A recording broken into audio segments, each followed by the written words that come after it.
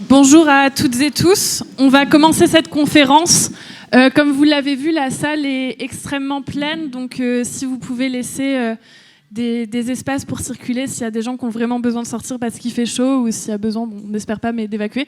Voilà.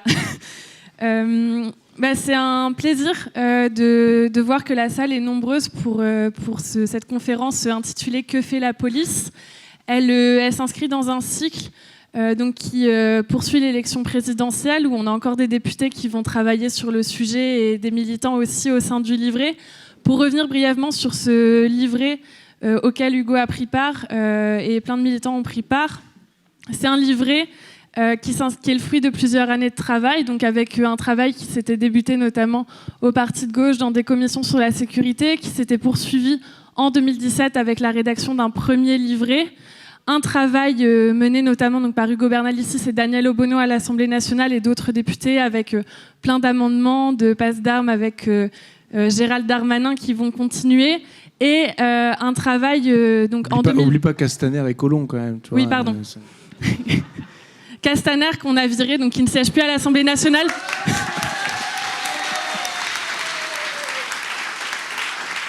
Parce que donc, les citoyens de sa circonscription lui ont préféré le camarade de Léo Walter.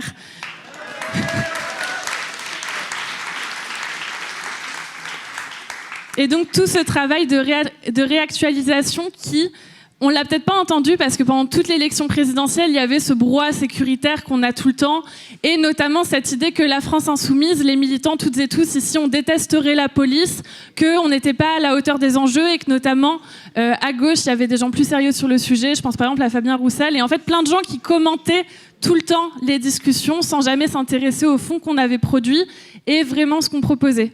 De l'autre côté, il y a des journalistes qui ont fait leur travail sérieusement, notamment M. Albertini du Monde, qui est responsable du service police, qui, dès le lendemain de la publication du livret, nous a appelés avec Hugo, avec François qui a co-rédigé le livret et qui a sorti un article 3 jours plus tard dans Le Monde disant que, certes, il n'était pas d'accord avec tout ce qui était écrit dans le livret, mais qu'il était forcé de reconnaître que, on avait le seul vrai programme, un programme fort de plusieurs dizaines de pages, avec quelque chose, vraiment un projet de refonte globale, et ce qui n'était pas le cas des autres candidats. Notamment, par exemple, Éric Zemmour, qui se faisait un des chantres, on l'a déjà oublié, de la sécurité. Lui, il avait un policier, par exemple, à ses côtés, tout le temps, et il n'avait pas vraiment de programme sur la sécurité, juste un programme de guerre civile. Et donc, nous, à côté, on avait vraiment un programme qui était solide, contrairement à toutes celles et ceux qui se faisaient les chantres de la sécurité pendant la campagne. Malgré ce décalage avec bruit médiatique, on sait que pendant les 5 ans à venir, à l'Assemblée nationale et sur le terrain, il y aura encore une lutte qui sera menée, une bataille culturelle du point de vue des questions de sécurité qui seront menées donc, par Hugo et d'autres députés, et un livret donc, qui va continuer à travailler.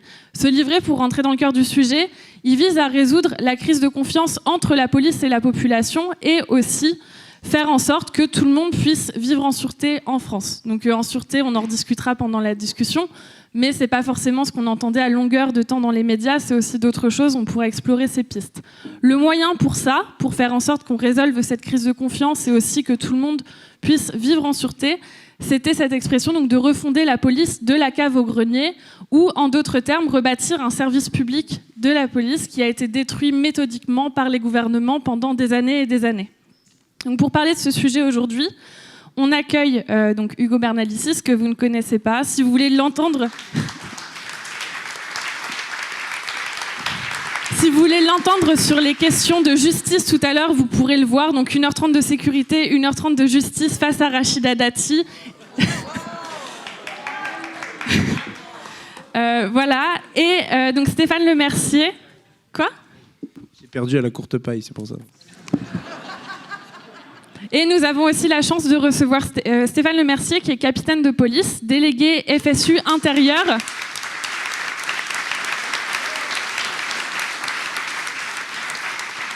Et chargé de cours à Montpellier et auteur d'un précis de déontologie que je vous invite à lire si ça vous intéresse, c'est très intéressant. Et on doit aussi excuser Sophia Chouvia, qu'on avait conviée, qui voulait venir mais qui est malade, donc qui n'a pas pu faire le trajet, mais que ce n'est que partie remise, on pourra continuer le travail avec elle à l'avenir. Avant d'enchaîner sur les questions, petit élément pratique, donc comme Hugo a le débat juste après, on essaiera de ne pas déborder des horaires pour qu'il puisse avoir une petite pause avant d'aller discuter avec Rachida Dati. Et première question pour lancer les échanges. Pour vous, qu'est-ce que c'est qu'un service public de police ? Peut-être on te donne la parole à toi, Stéphane, d'abord, si tu veux. Bonjour à tous et merci de votre accueil. Qu'est-ce que c'est qu'un service de police ? Pour moi, pour la FSU, pour moi et pour beaucoup de policiers, c'est une police au service des citoyens. C'est en général pour ça qu'on s'engage dans la police. Pour la plupart d'entre nous, c'est pour être au service des citoyens. Alors pour arrêter des délinquants et des criminels, évidemment, pour lutter contre l'insécurité, mais c'est d'abord être au service du citoyen. Et malheureusement, depuis quelques années, on s'aperçoit que la police, de plus en plus, elle est au service du pouvoir plus qu'au service des citoyens. Alors, le cours que je donne à l'université à Montpellier, c'est un cours sur l'histoire de la police. Alors, pour ceux qui sont un petit peu familiers, on sait que depuis Fouché, à peu près, la police est au service du pouvoir. Sauf qu'on n'a pas le droit de le dire. Alors je le dis d'autant plus aisément que maintenant avec mon mandat de syndicaliste, j'ai le droit de le dire, mais quand je l'ai dit l'année dernière, alors que j'étais pas élu... Ah pardon, je colle un peu plus ? Comme ça va mieux ? Voilà. D'accord. Ici. D'accord. Excusez-moi, je suis pas familier des scènes et des podiums. Donc je vais reprendre rapidement. Donc oui, pour moi, une police, elle doit être au service des citoyens. Et c'est pareil pour la plupart des policiers. Hein. La police, elle doit être au service des citoyens. Malheureusement, depuis quelques années, la police, elle est au service du pouvoir. Elle est utilisée par le pouvoir pour favoriser sa politique, pour faire peur et donc pour favoriser une police sécuritaire. Quand on dit ça, quand on est policier, on n'a pas le droit de dire ça. Quand je l'ai dit l'année dernière, je me suis attiré les foudres de ma hiérarchie. Alors comme heureusement, quand j'écris des articles ou des livres, je fais des critiques, mais je propose aussi des solutions et je suggère des solutions. Donc ça m'a permis de pas être sanctionné. Mais en tout cas, c'est quelque chose qu'on veut pas dire, même si c'est vrai, même si tout le monde est d'accord pour le dire. Donc c'est pour ça aussi que je me suis investi au sein de la FSU, de la branche intérieure, pour essayer de combattre une police qui est au service du pouvoir et pour essayer de retrouver, comme tu l'as dit, essayer de recréer des liens entre la police et la population, parce qu'il n'y a que comme ça qu'on arrivera à combattre, et pas seulement l'insécurité ou les incivilités, mais aussi, je pense qu'on peut aussi combattre le terrorisme en créant du lien entre la police et la population. Donc c'est vraiment vers ce vers quoi j'aimerais qu'on tende. C'est difficile en ce moment, mais je désespère pas.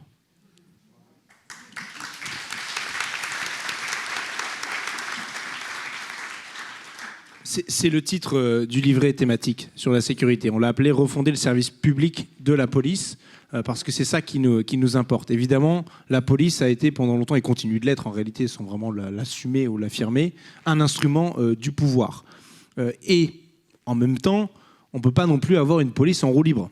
Donc il faut bien qu'elle soit soumise aux lois notamment, et au souverain qu'est le peuple. Donc c'est cette équation-là qu'on doit résoudre, parce qu'on ne peut pas dire il ne faut pas qu'elle soit soumise au pouvoir et que du coup elle s'autonomise et que ce soit un corps constitué comme ça qui vive sa vie. Bon, c'est l'équation qu'on a tenté de résoudre dans le livret thématique sur la sécurité et la sûreté. On a mis les deux parce que au fond, quand vous parlez de sûreté, les gens ils pensent pas que vous parlez de la police. Le terme est tombé en désuétude. Et pourtant, c'est le seul mot qui est présent dans la Déclaration des droits de l'homme et du citoyen, alors de l'homme et de la femme évidemment, mais à l'époque ils n'étaient pas encore au courant qu'il y avait des femmes, donc voilà, je réactualise le titre. Et donc ce mot de sûreté, il veut dire une chose, et c'est justement en lien avec cette question de notion de positionnement de la police. Est-ce qu'elle est au service du pouvoir ou au service du peuple ? La sûreté a tranché, la notion de sûreté a tranché. Elle a dit c'est au service du peuple. Pourquoi ? Parce que, à la différence de la sécurité, la sûreté vous dit que vous ne pouvez pas être mis en cause arbitrairement par le pouvoir. C'est ça que vous propose la sûreté. C'est être en sûreté vis-à-vis, et c'était pour trancher avec l'Ancien Régime les lettres de cachet du roi, vous pouvez être mis en cause directement. On vous a dit, non, il faut que la police, elle suive des procédures, notamment la procédure judiciaire quand vous êtes mis en cause concrètement, qui vous donne, vous, en tant que citoyen, des droits, en l'occurrence, et que ce ne soit pas, encore une fois, la police qui fasse de la loi elle-même. D'ailleurs, ce n'est pas la police qui fait la loi, évidemment, vous le savez, ce sont les députés et les sénateurs, et les députés d'ailleurs en dernier ressort. Bon. Et c'est important de remettre tous ces éléments dans leur contexte, et une fois qu'on a ça en tête, on peut ensuite s'attaquer au cœur du sujet. Au cœur du sujet, quelle police on veut, comment on fait pour que ce qu'on dit là, les grands principes qu'on dit là, comment ça se met en œuvre concrètement, de manière organisationnelle, de manière procédurale, pour offrir ces garanties de sûreté aux citoyennes et aux citoyens. Et on pense, et c'est pour ça qu'on l'a introduit comme ça, par ce moyen-là, que la police de proximité doit pouvoir être l'outil central de la remise en place d'un service public de la police. Parce que cette police de proximité, je vais m'arrêter là-dessus, c'est au fond une sorte de contrôle réciproque. Parce que quand vous êtes policier de proximité, vous connaissez mieux les citoyennes et les citoyens de l'endroit où vous faites vos tâches de police, et c'est mieux pour vous, parce que vous les faites mieux. Mais ça permet aussi aux citoyennes et aux citoyens de connaître les policiers qui font ces tâches de police, et donc d'être aussi sur leur œil vigilant et sous leur contrôle. C'est un contrôle réciproque qui se fait plutôt de manière positive. C'est d'ailleurs par essence ce qui se passe, de moins en moins certes, mais c'est ce qui se passe avec les gendarmes, parce qu'ils n'ont pas le choix que d'être de proximité, parce qu'ils sont en milieu rural, même s'il y a eu plein de réformes pour regrouper des casernes, les départementaliser, etc. Je vous passe les détails. Mais c'est ça, pour nous, cette police de proximité qui doit être le premier étage de cette refondation de la cave ou grenier. Souvent, on me posait la question médiatiquement, c'est quoi la cave, c'est quoi le grenier? On dit, si vous voulez la cave, on peut prendre la police de proximité. Et le grenier, je ne voulais pas dire des méchancetés, donc je disais rien souvent. Et je parlais des étages supérieurs. Et il y a la police judiciaire qui est dedans, notamment, qui est un étage important sur lequel on va sans doute discuter. Merci.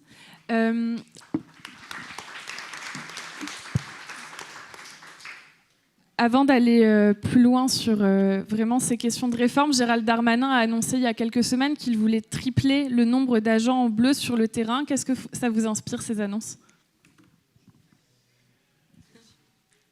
Alors, au premier abord, moi, je serais plutôt favorable, parce qu'on manque d'effectifs un petit peu partout et on s'en plaint et on a parfois du mal à pouvoir assurer toutes les missions de police secours dans les commissariats.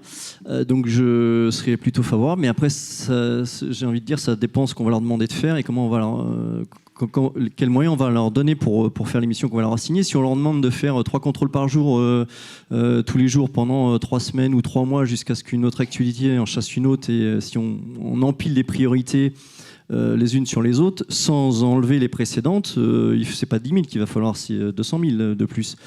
Ensuite, si dans ces 10 000, on met des gens de la réserve opérationnelle qui sont recrutés parmi les civils, alors ce qui est plutôt une bonne chose d'ouvrir la police à des civils, mais si on les forme en 10 jours et qu'on leur donne une arme après et qu'on les lâche sur la public, quand on est formé en 1 an, c'est déjà pas évident d'être sur la public avec une arme et d'arriver à faire respecter la loi. Quand on est formé en 10 jours, même si on est a priori pas laissé tout seul, ça va être encore plus compliqué. Et puis, mettre des gens sur le terrain, c'est bien, mais on a parlé un petit peu de la procédure pénale. Elle s'est complexifiée. Moi, je suis rentré dans la police il y a 30 ans. Une procédure, on la faisait en 10 pages. Alors, c'était certainement il y avait certainement moins de garantie des droits que maintenant, mais elle se faisait en 10 pages. Maintenant, elle se fait en 50, 80, 100 pages. Donc tout se complexifie et pour arriver à ce que toutes ces pages s'écrivent, il faut du personnel. Donc c'est-à-dire que quand on a, je vais vous parler très clairement, moi j'ai quasiment fait que de la voie publique. Pour moi et mon équipage, si on va sur la voie publique, on est appelé pour un vol, pour une agression, on va s'y rendre, on va interpeller la personne, le temps de la ramener, de faire la procédure, ça va nous prendre 1 heure, 1 heure et demie, peut-être 2 heures si c'est un peu compliqué, s'il y a des témoins à entendre, s'il y a des constatations à faire, ça va nous prendre 1 heure ou 2. On va mettre cet individu ou ces individus interpellés, on va les mettre à la disposition du service d'investigation, qui lui va les placer en garde à vue. Donc en général, il y a 2 fonctionnaires qui vont faire ça, 2 officiers de police judiciaire qui vont notifier les gardes à vue et puis entendre les premiers témoins, prendre les plaintes et faire les constatations, etc., commencer les auditions. Ils vont travailler pendant au moins 24 heures en général, et souvent c'est 48 heures. Mais pendant ce temps-là, moi, au bout d'une heure et demie, je suis ressorti en patrouille. Et je vais arrêter un autre délinquant ou un autre criminel. Ça va me prendre 1 heure et demie, 2 heures. Et chemin faisant, je vais ramener un autre délinquant, un autre criminel, que je vais confier à 2 autres officiers de police judiciaire, parce que les 2 premiers sont déjà pris, à entendre les témoins, faire les constatations, les interrogatoires, etc. Et puis, je vais ressortir au bout de 2 heures. Heureusement qu'on a des vacations que de 8 heures, parce que si on enchaînait comme ça, si on a ramené 10 par jour, il faudrait 200 policiers pour une équipe d'interpellation. Je schématise un petit peu, c'est pas comme ça tous les jours. Mais là, depuis quelques années, j'officie autour de Montpellier. L'été, autant vous dire que les patrouilles, elles n'arrêtent pas, quoi. Et les interpellations non plus, parce qu'il y a beaucoup de monde, et puis c'est estival, et puis c'est très bon enfant, et puis tout le monde fait un peu n'importe quoi, et donc il y a pas mal d'interpellations. Donc c'est mathématique. Plus vous mettez de policiers sur la République, et plus potentiellement, ils peuvent interpeller de personnes. Sauf qu'une équipe, voilà, encore une fois, ça peut en interpeller 3, 4, 5, parce que quand je vous dis vous interpellez une personne, mais des fois on en interpelle 3 d'un coup. Donc là, c'est plus 2 officiers de police judiciaire qu'il faut, c'est au moins 3 ou 4 pour les gérer. Et pour les conduire devant le médecin, pour les conduire à l'hôpital s'il faut, et puis pour les surveiller pendant qu'ils s'entretiennent avec l'avocat, etc. Donc, plus vous mettez de gens sur la République, plus il faudra de personnes en investigation. Donc, alors, tant mieux, il y aura plus de bleus sur la République, on aura probablement l'impression d'être plus en sécurité, mais on a des études qui disent aussi, et là c'est le côté universitaire qui va prendre un petit peu le pas, on a des études, et pas beaucoup en France, mais beaucoup à l'étranger, qui prouvent que même si dans des endroits qui posent problème, on met plus de policiers, il n'y a pas forcément moins de criminalité. Parce que la criminalité, elle va se déplacer, parce qu'elle va devenir un petit peu plus astucieuse, elle va s'adapter, la criminalité, en permanence. Donc même si vous mettez plein de policiers dehors partout, eh ben, la criminalité va s'adapter et vous n'aurez pas forcément moins de plaintes, vous n'aurez pas forcément moins de faits, vous n'aurez pas forcément moins de victimes. Par contre, si vous mettez des policiers dans des endroits qui posent problème, si vous mettez des policiers qui sont implantés, qui sont présentés, qui se présentent, qui finissent par être connus et reconnus, il y a comme une relation de confiance qui va s'instaurer et donc ça va être beaucoup plus efficace avec moins de policiers pour assurer la sécurité des personnes. C'est ce qu'on appelle la police de proximité, ce que les Anglais appellent community policing, et qui est beaucoup plus efficace, mais ça demande de laisser du temps. Et le problème, c'est que c'est pas, on peut pas le quantifier. Autant vous pouvez dire, on a fait 12 contrôles, comme on voit tous les jours sur les réseaux sociaux, on a fait 12 contrôles, on a pris tant de choses, on a interpellé tant de personnes, on a pris tant de motos, tant de mobilettes, tant de stupes, tant, etc. Ça, voilà, ça en jette plein la vue, c'est chouette. Quand vous dites, j'ai pris un café avec la concierge, elle m'a dit que peut-être qu'au 3e étage, peut-être qu'il y avait du stup qui était planqué, vous n'allez pas dire ça sur les réseaux sociaux. Si la concierge vous dit le petit jeune il s'en fichait de la religion, maintenant il est de plus en plus dans la religion et puis il a un comportement qui est un petit peu suspect, je trouve pas ça normal et d'ailleurs je suis pas la seule à m'inquiéter, c'est pas quelque chose, vous allez dire, sur les réseaux sociaux, c'est pas quantifiable et pourtant c'est super important. Donc il faut pouvoir laisser du temps aux policiers de s'implanter, d'être connus, d'être reconnus, d'instaurer la confiance et puis pas leur demander des chiffres en permanence. Sauf que, encore une fois, quand on est soumis aux politiques, on demande aux policiers français de produire du chiffre, de montrer qu'ils travaillent bien. Et là, c'est peut-être aussi un travers de...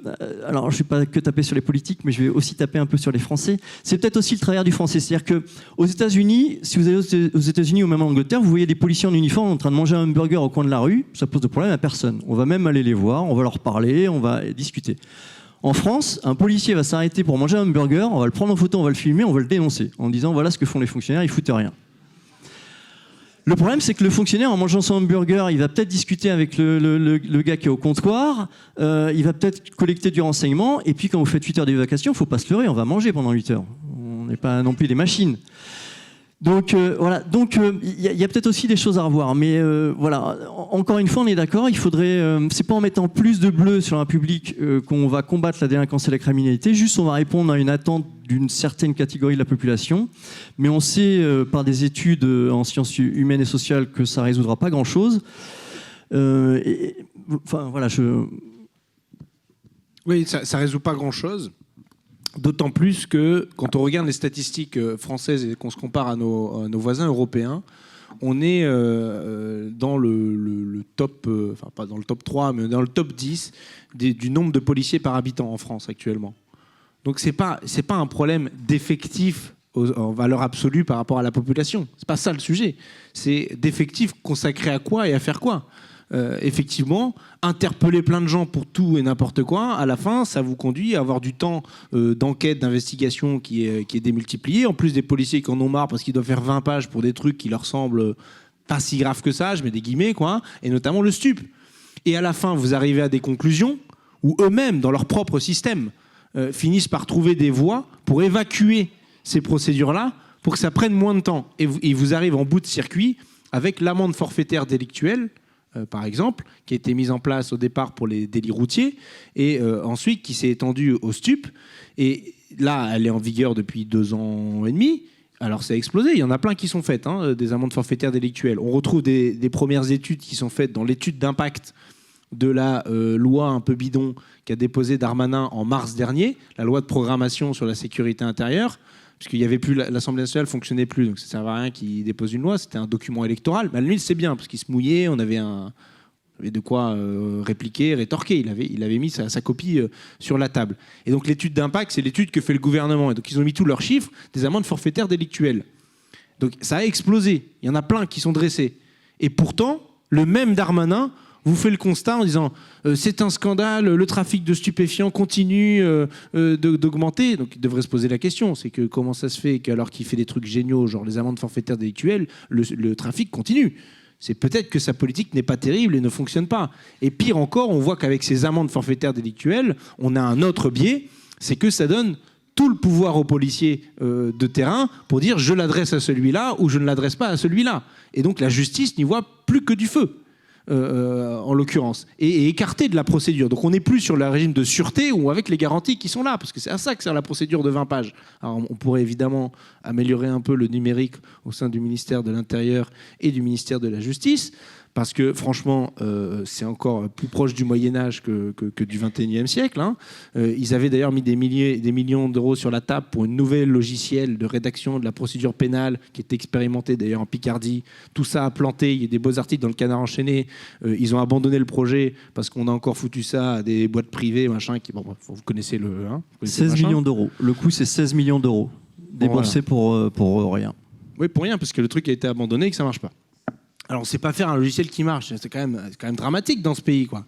Et ces amendes forfaitaires délictuelles, c'est important parce que Darmanin, dans son projet de loi de programmation sur la sécurité intérieure, il prévoit que les amendes forfaitaires délictuelles puissent être dressées pour tous les délits qui encourent jusqu'à 1 an de peine de prison. C'est énorme, en fait, le spectre. C'est plus juste le stup et la circulation. C'est tout un tas de délits. Et ça veut dire que demain, on va en plus donner à un policier de terrain qu'on lâche comme ça à l'arrache, avec 9 mois, alors 12 mois, ils remettent 12 mois de formation, et qui va être juge et partie sur le moment, parce qu'on va produire du chiffre. Alors vous allez avoir du bleu, de l'amende forfaitaire comme c'est partout, et c'est comme ça que progressivement, on s'installe dans un état policier. Et c'est bien ça tout le problème. Donc à la fin, la seule conclusion qui est viable, c'est qu'on a besoin d'une police de proximité, et on a besoin de policiers qui ne cherchent pas forcément à interpeller, qui cherchent à être là, disponibles, discuter, voir, observer. Ça a un mot, ça. C'est censé être dans les valeurs du policier, dans les compétences. Ça s'appelle le discernement. Il faut lui donner sa capacité de discernement. Et pas de discernement pour interpeller plus, mais de discernement pour interpeller moins. Ou voire mieux, mais moins. Et de se dire que des fois, ça ne se règle pas forcément par une interpellation, garde à vue, etc. Ça se règle parce que le jeune qu'on connaît qui déconne, on connaît les parents, parce qu'on est dans le quartier, on patrouille, on connaît le responsable associatif de l'asso, on va pouvoir aller discuter avec lui, dire attends là il déconne, tu peux lui faire passer le message, la prochaine fois par contre, parce qu'il faut quand même interpeller à un moment, il y a une fonction répressive quand même, du policier, c'est aussi, ça fait partie de son métier, et on ne peut pas lui demander non plus d'être un agent de prévention en tant que tel. Il y a aussi des services de prévention qui sont là pour ça, des éducateurs de rue, éducateurs spécialisés. Chacun son métier. Tout ça est complémentaire, mais chacun son métier. Mais cette doctrine du policier de proximité, c'est ça qui doit nous permettre d'avoir une présence humaine sur le terrain et surtout des policiers qui soient accessibles, tout simplement. Parce qu'avec leurs histoires de politique du chiffre là, à la Darmanin, alors, parce qu'il y a quand même une histoire de la politique du chiffre à faire sur les 10 dernières années, parce qu'on a dû entendre je sais pas moi, une bonne 50aine de fois, il n'y a plus de politique de chiffres au ministère de l'Intérieur. C'est terminé la politique du chiffre au ministère de l'Intérieur. C'est vrai, non, il y en a eu plein. Enfin, On appelle ça la gestion par objectif opérationnel. Attends, pardon, autant pour moi. Non, mais attendez, vous êtes marrant, vous. C'est important les termes, les mots. C'est différent, c'est pas pareil. Voilà. Exactement. Tout à fait. Donc ça a commencé avec François Hollande, qui nous a dit que c'était terminé la politique du chiffre. Gérard Collomb avait dit aussi, il avait assumé. Il a dit oui, non, mais la politique du chiffre, c'est terminé. Et puis moi, j'ai attrapé Darmanin une fois, à un moment donné, dans l'hémicycle, en lui disant attendez, je pensais que vous aviez supprimé la politique du chiffre, et vous voilà en train de refaire vos points presse mensuels pour annoncer les chiffres. Donc c'est clairement l'archétype de la politique du chiffre. Hein. Et il m'a répondu, je vous jure, il dit mais j'ai jamais dit que je l'avais supprimé. Ok, j'ai dit ok, 1 point. Ok, j'ai perdu, pardon. Et c'est la vérité, c'est que ça a un nom, c'est appliqué à tous les services publics. C'est le New Public Management. D'accord ? La nouvelle gestion publique, c'est un truc des États-Unis pour rationaliser l'activité des services publics, pour l'efficience, hein, c'est un autre gros mot, vous pouvez apprendre dans votre lexique. Et donc, ils en arrivent à mettre tout ça en œuvre, et sauf qu'à la fin, en plus, ça ne marche pas. Parce qu'il n'y a pas de corrélation avec diminution de la délinquance ou je sais pas quoi. Ça ne fonctionne pas de la sorte. Parce que le nombre de policiers, la manière dont ils interpellent, si vous faites des amendes forfaitaires ou pas, ça ne change rien aux causes de la délinquance. Ça ne change rien aux causes de la délinquance. Et ça, un jour, il faudra que ceux qui le dirigent le comprennent, ou plutôt, non, moi j'ai désespéré, ils ne vont jamais le comprendre, il faudra qu'on les remplace pour prendre leur place, afin de mettre une autre doctrine au pouvoir et aux manettes. Donc, mettre du policier en plus sur le terrain, c'est séduisant, mais c'est juste un attrape-nigo, quoi. C'est juste un attrape-nigo. Et en plus, le pire, c'est qu'ils vont faire ça au forceps avec une réserve opérationnelle de personnes formées en 10 jours avec une arme à feu sur la République, hein, clairement. Donc, je vous laisse imaginer ce que ça peut provoquer. Et le pire dans tout ça, c'est qu'ils se sont même pas alignés sur ce que font les gendarmes, qui est une formation de 30 jours, qui est déjà pas énorme. Mais même ça, ils pouvaient faire un effort, quoi. Juste copier-coller, on leur en demandait pas tant. Et d'ailleurs, on s'est rendu compte, en réalité, moi je m'en étais rendu compte parce qu'au moment du débat sur la loi sécurité globale qui a mis en place cette réserve opérationnelle, on a échangé sur le sujet. Et on avait déposé un amendement, c'est ce que j'expliquais juste avant, on a déposé un amendement pour dire OK pour la réserve opérationnelle, mais pas d'armes à feu. Parce que de toute façon, ils sont avec d'autres policiers, ils sont pas lâchés comme ça, ils sont avec des policiers titulaires dans une patrouille. Donc voilà, eux, ils ont des armes à feu, c'est déjà le cas. Voilà, on aimerait qu'ils en aient moins, mais bon, pour l'instant, c'est le cas. Et parce qu'on s'était rendu compte, dans les études, que la principale motivation pour lesquelles, en gendarmerie, les volontaires, les réservistes opérationnels rejoignaient la gendarmerie, la principale raison, c'était pour avoir une arme à feu. C'est une des principales motivations. C'est pas servir le citoyen, aider la veuve et l'orphelin, etc. C'est avoir une arme à feu. Donc, on sait bien qu'il y a quelque chose de cette nature. Donc moi, je préfère des gens qui viennent là pour servir la veuve et l'orphelin, qu'on forme, etc., et qui soient avec une patrouille de titulaires, que de gens qui soient là juste parce que, regardez, j'ai une arme et je peux faire le cow-boy. Ou la cow-boy. Comment on dit cow-girl.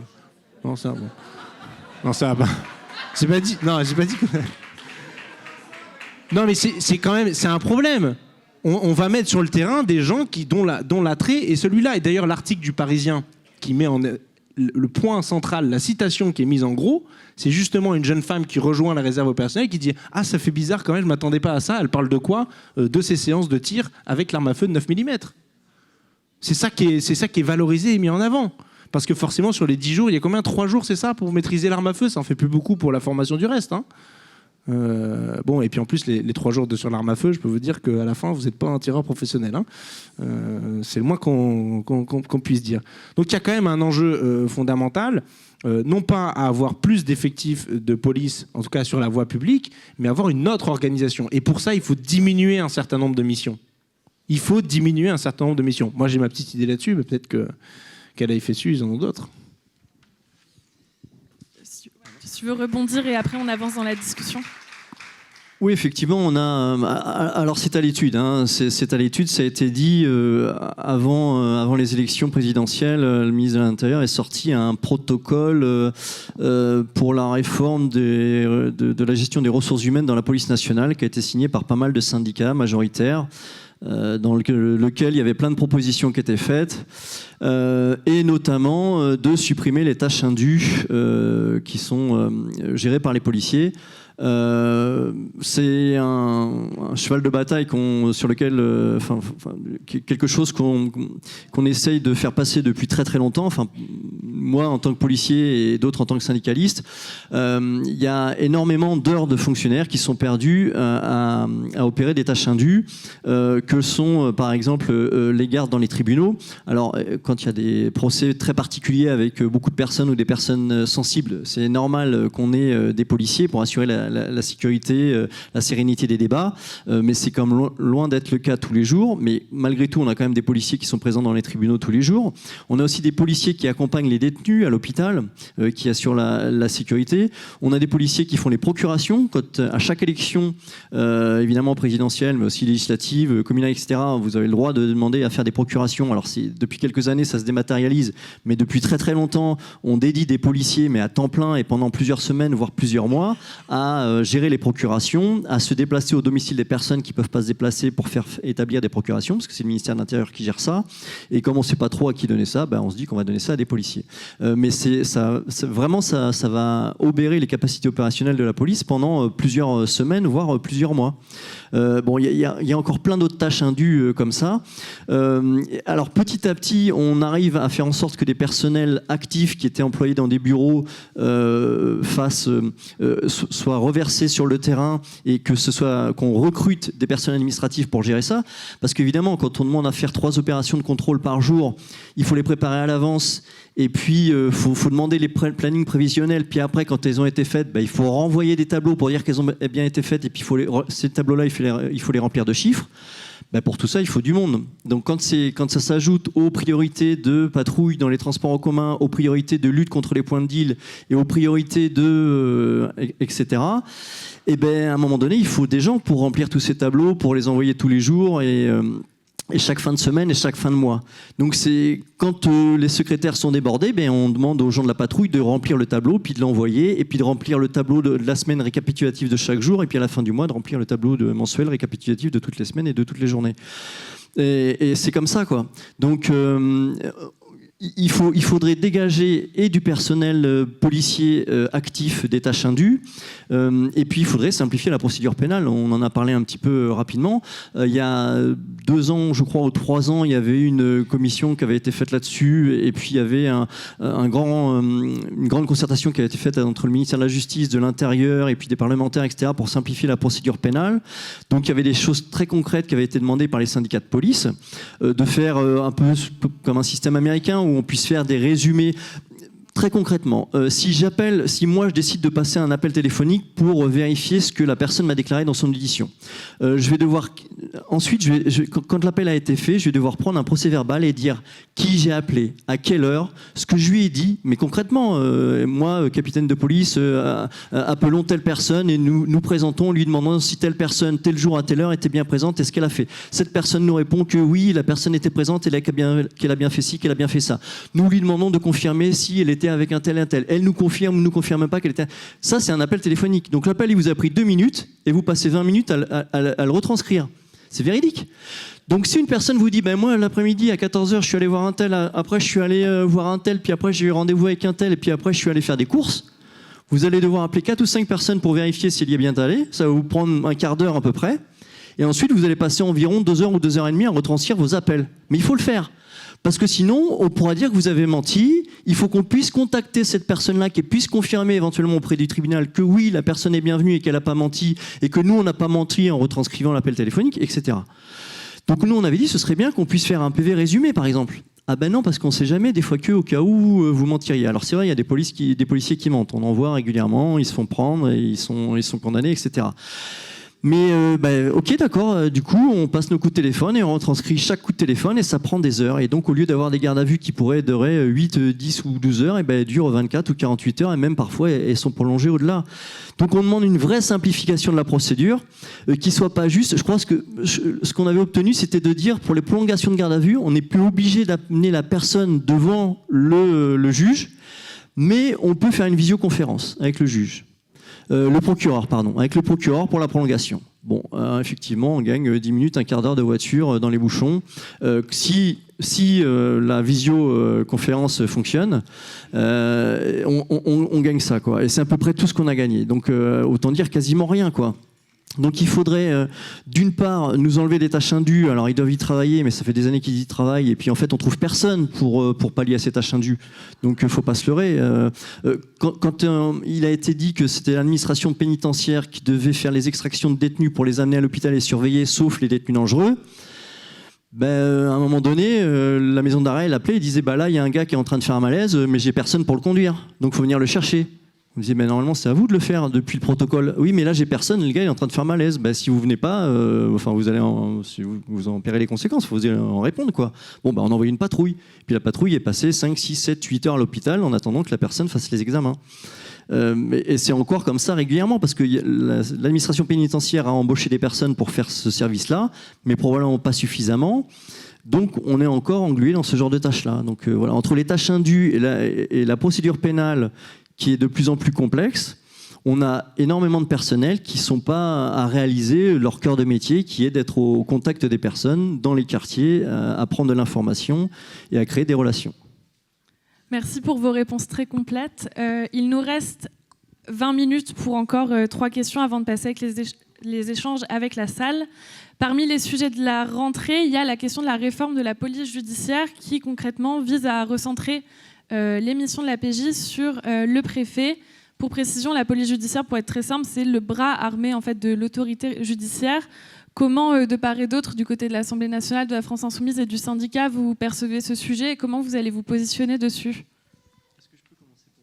Ok, je vais juste faire une petite réponse sur les tâches indues parce qu'on n'est pas complètement d'accord.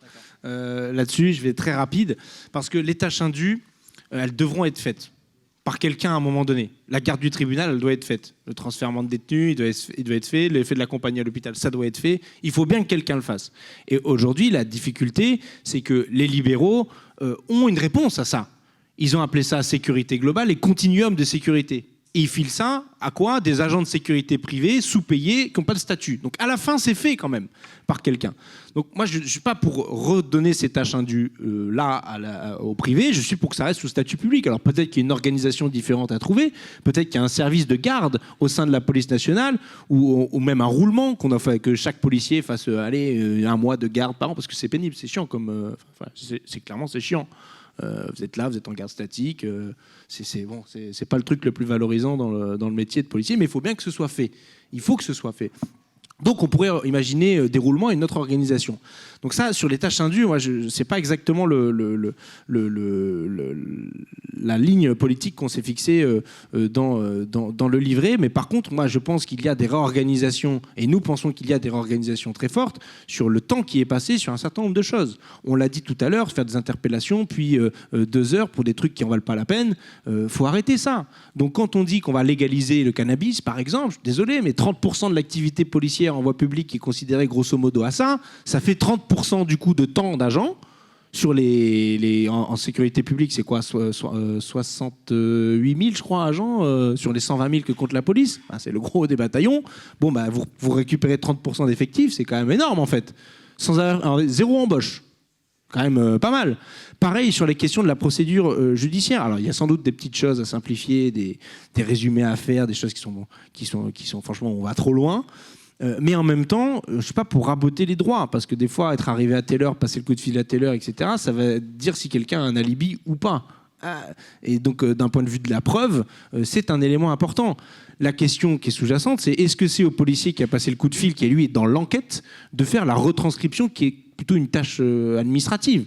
Nous, à l'Assemblée, il y a un service du compte-rendu qui vous fait des comptes-rendus, quoi. C'est leur travail, ils font le compte-rendu, et quand on crie « Bravo, il a bien parlé », ils mettent « Bravo, il a bien parlé », voilà. C'est pas les députés qui vont écrire eux-mêmes le compte-rendu à la fin de la séance, quoi. Bon, il y a une idée qui était intéressante dans la loi de programmation qu'a proposé Darmanin, je ne sais pas s'ils vont la reprendre, d'ailleurs, dans leur nouvelle version, c'est le fait qu'on crée un greffe de police. C'est-à-dire qu'il y ait des personnels administratifs aux côtés du policier, qui fasse ça, qui fasse leur transcription, etc.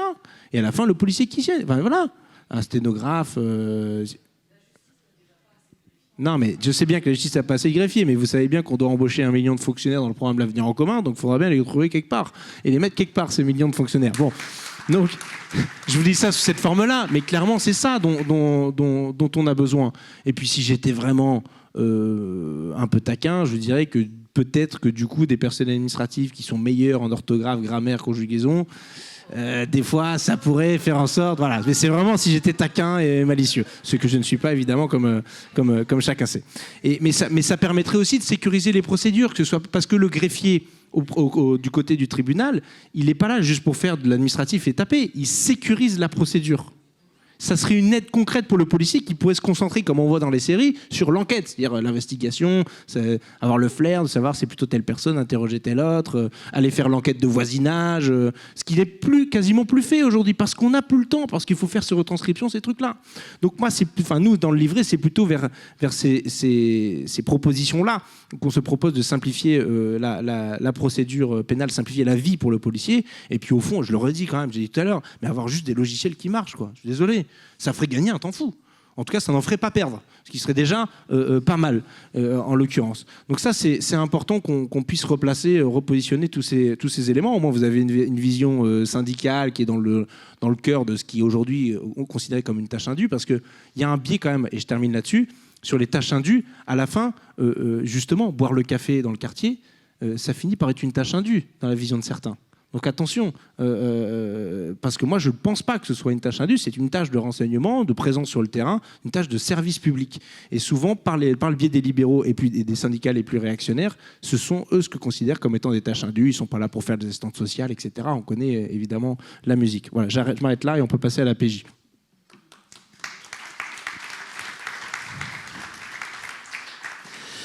Merci. Oui, juste une petite rectification. C'est pas juste une réforme de la police judiciaire. En fait, c'est un peu plus large que ça. C'est la réforme des directions départementales de la police nationale. C'est-à-dire qu'il y a 2 ans, les territoires outre-mer, et notamment à Mayotte, rencontraient de grosses difficultés de gestion de sécurité. Et donc, comme il n'y a pas énormément de personnel et qu'il y avait des gros problèmes, et que chaque filière, donc sécurité publique, police aux frontières, police judiciaire, travaillait dans son coin. Il a été réfléchi et on s'est dit que ce serait bien de mutualiser tous ces moyens et de mettre donc quelqu'un qui dirigeait au-dessus de toutes ces personnes-là pour les faire travailler en bonne entente et en corrélation, selon l'actualité, on va dire. Donc effectivement, ça a été fait, ça a plutôt bien marché et donc comme ça a marché, on s'est dit, tiens, on n'a qu'à faire ça aussi en France. Bon.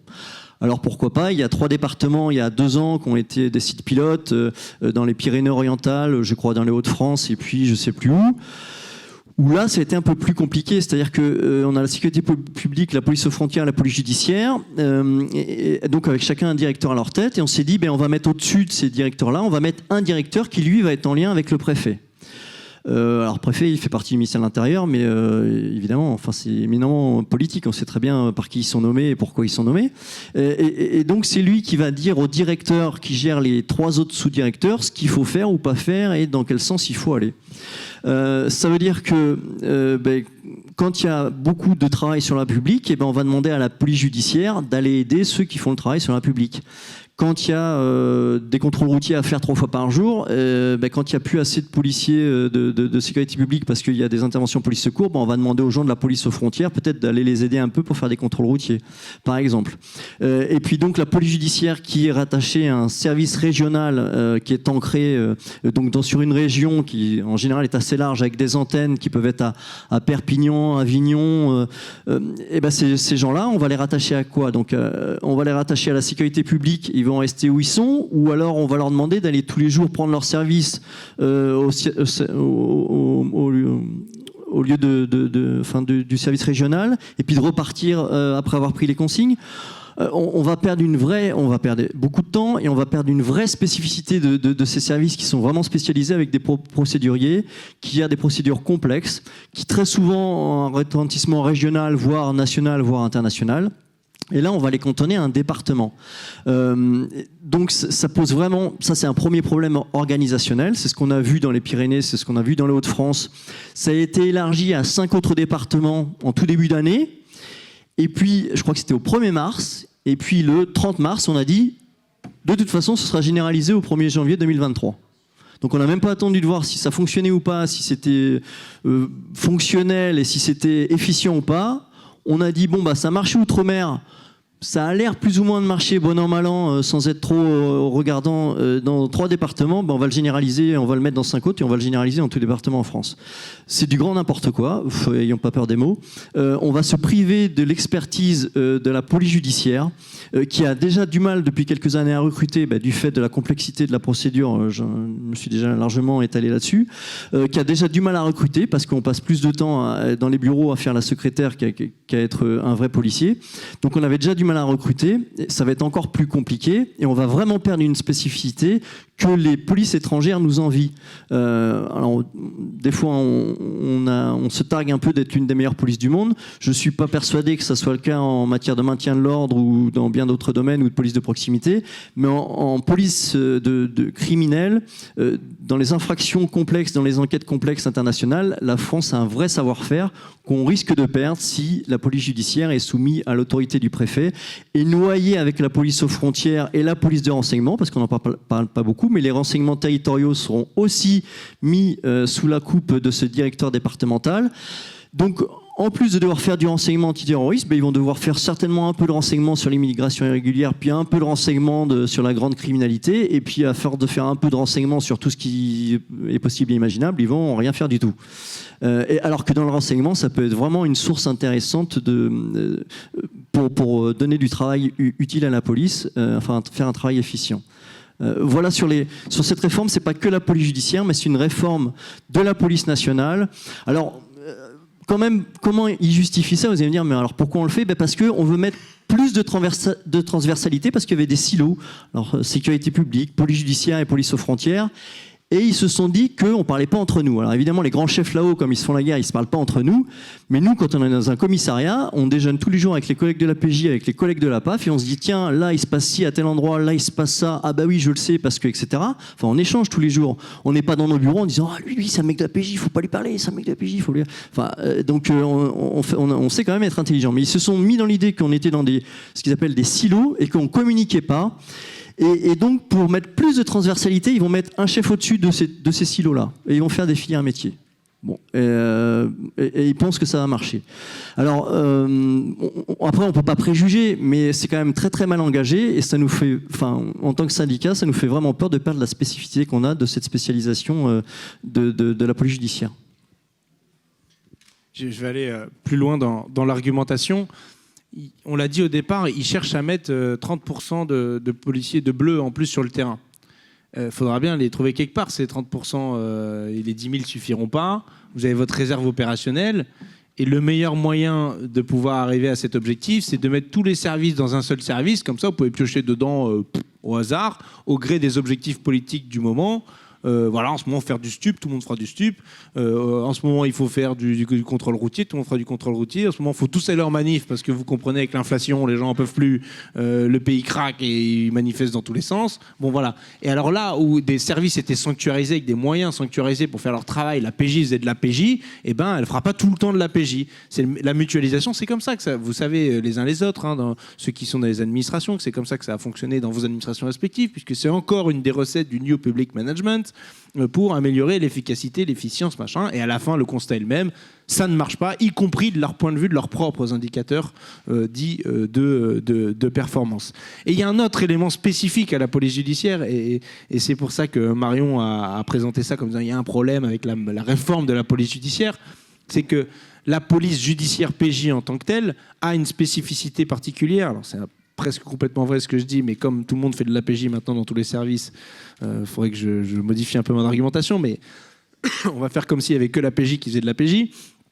Il y a une spécificité, c'est que les policiers de la police judiciaire, quand ils font une enquête, leur supérieur hiérarchique n'est pas leur chef dans leur service, n'est pas le préfet, n'est même pas leur directeur tout là-haut à Paris. Leur chef, c'est le magistrat qui conduit l'enquête. Donc en général, un procureur de la République, et sinon, si c'est une information judiciaire, un juge d'instruction.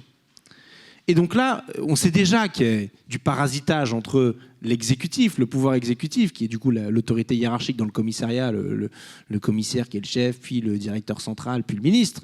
Mais normalement, c'est censé être étanche dans l'enquête. Et on sait déjà que c'est pas si étanche que ça.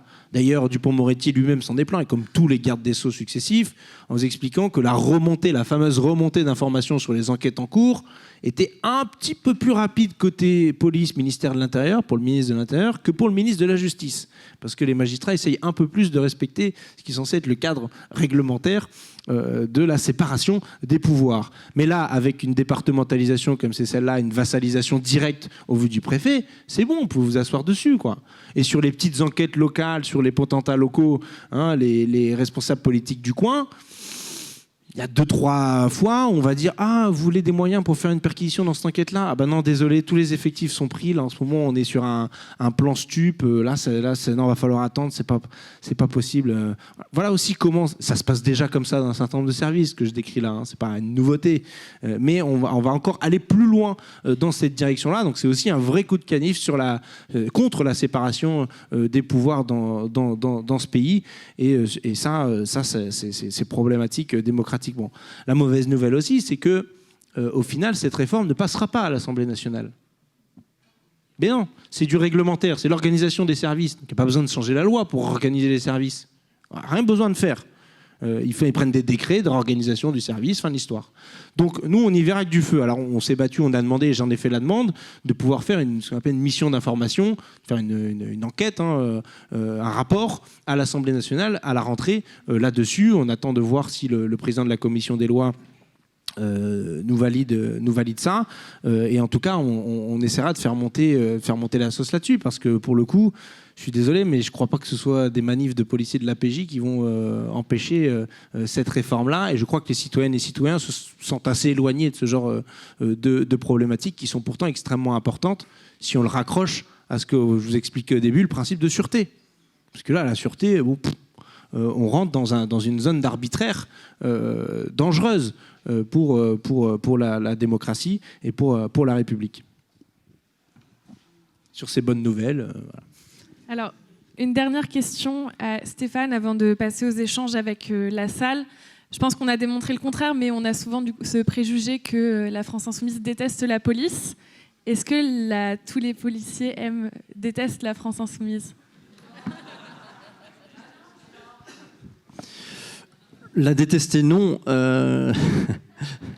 Non, mais on voudrait une police à l'image de la population. Alors, il faut se dire que, on le constate, il y a des policiers qui, parfois, peuvent être violents. Vous l'avez constaté. Je l'ai moi aussi constaté et soulevé dans mes écrits précédents. Enfin, tu en as parlé un petit peu. Il y a, malheureusement, on le voit, des policiers qui sont racistes.